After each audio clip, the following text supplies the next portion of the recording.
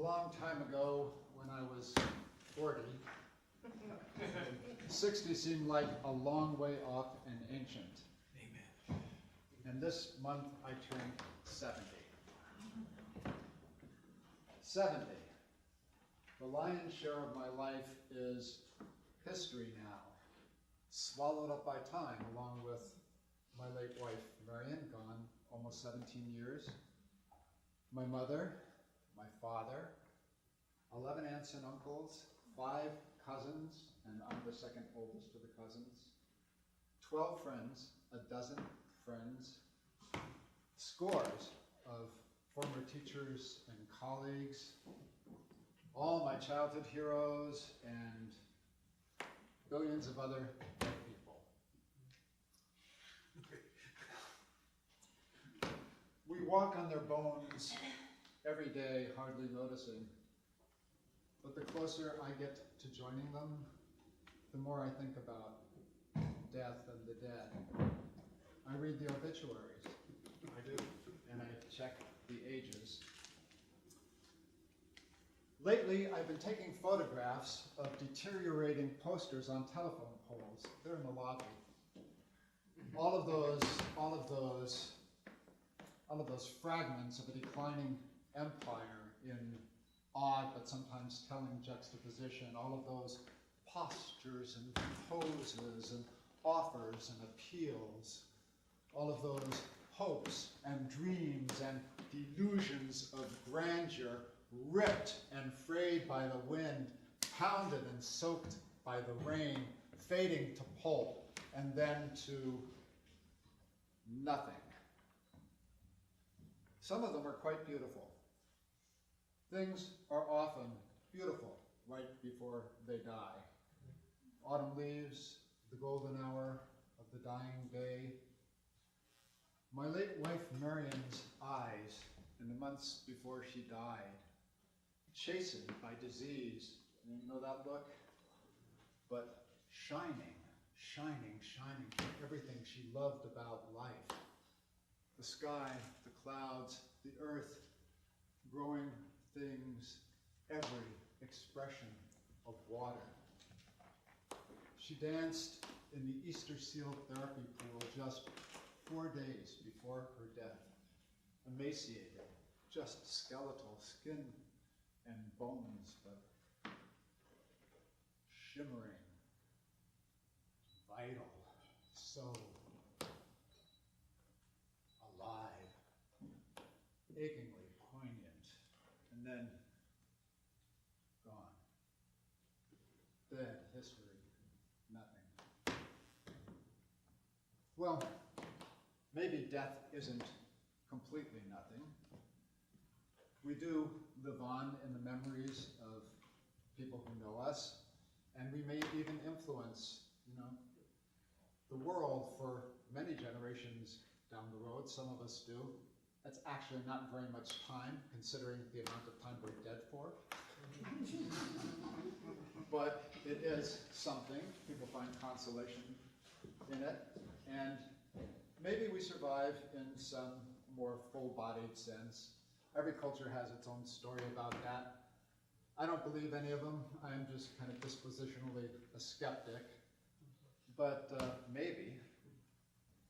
The thing I do believe about death is really quite simple. It's that when we die,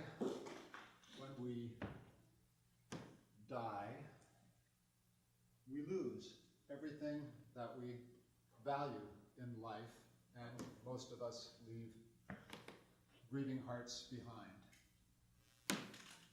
And those losses start often long before we're actually dead, because we decline.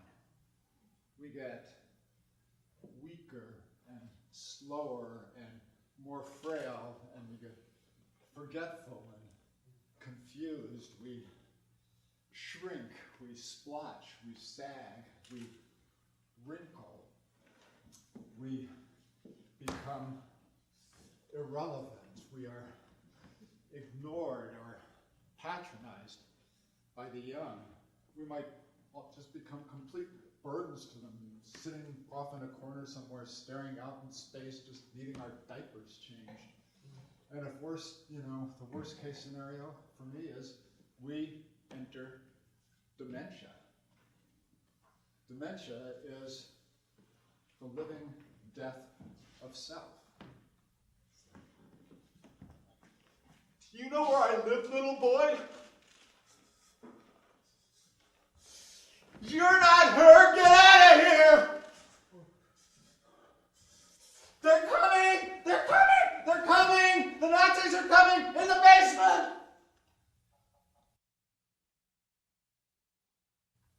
Is that going to happen to me?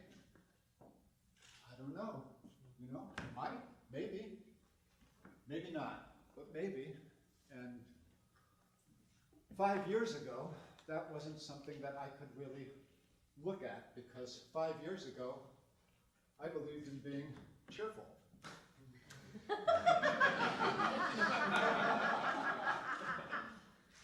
Yeah, I wanted to lead an even, pain-free, harmonious, unruffled life, so typical of my tribe, retired academic on PERS. And then, Cherchez La Femme, I met Pat O'Shea. Pat O'Shea is the most radiant, relentlessly honest woman I have ever met. Just pierced to the core by the beauty and pain of the world, and wanting to share that with me. We were and can still be an explosive mixture. It's been 5 years of just merging and flying apart, joy and agony, bliss and torment, hope and disappointment, and a lot of times just like sitting on the couch or lying by the river with our heads together, feeling home. We love and are loved as neither of us have ever loved or been loved before. Just cracked wide open, naked, raw, sometimes ferocious, sometimes innocent. It's made me, so much for the cheerful life anyway. So much for the cheerful life, so much for hiding my fear and my shame and my pain behind a babble of optimistic words and reasonable thoughts. I am a late life romantic now. I want to laugh all my laughter and cry all my tears. Laughter and tears for myself, my mortal self, for my beloved, for what remains of my family and friends, for this poor, suffering, but utterly gorgeous world we live in, for the dead on whose bones we walk. It makes me, I feel more alive now. Really and truly more alive now than I ever have felt before, and that means that I have more to lose, because the more you love your life, the more you have to lose, because you're going to lose it. So I see those dark clouds rolling in, and they're scary. But there's also, think of a kind of a poignance to my life that it never had before, and that makes me feel even more alive. So yes, I'm 70, and yes, mathematically speaking, the lion's share of my life is behind me now, and yes, my life does get shorter every day, but I can live it fully now.